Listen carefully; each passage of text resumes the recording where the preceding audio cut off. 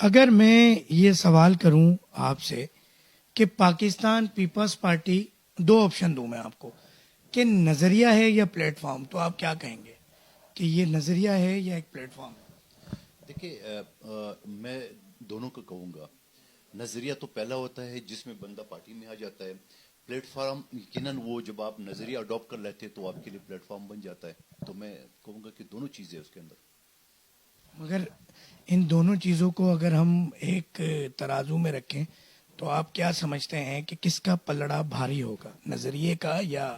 میرے خیال میں پھر اگر آپ دونوں کو ایک ترازو میں رکھیں گے تو یقیناً نظریہ جو ہے نا وہ بھاری رہے گا. 58 سال تاریخ ہے پیپلز پارٹی کی.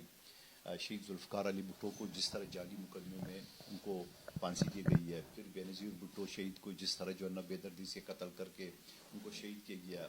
اس کے بعد مرتضیٰ بھٹو، اس کے بعد شاہ نواز بھٹو، اور اس کے بعد بیگم صاحبہ کی جو موت اس طرح ہوئی ہے ٹارچر کر کر کے. تو یہ ساری چیزیں تو میں یہ سمجھ رہا ہوں کہ یہ نظریں. اور پھر 80,000 کھوڑے جو ہے نا جیالوں نے کھایا ہے. تو آپ مجھے بتاؤ، پاکستان کی اتنی پرانی 58 سال کی کوئی پارٹی نہیں ہے، اور اگر کوئی پارٹی ہے 10 20 40 سال کی تو ان کا ایک بھی آپ مجھے کارنامہ دکھا دیں جو قربانی کا ہو.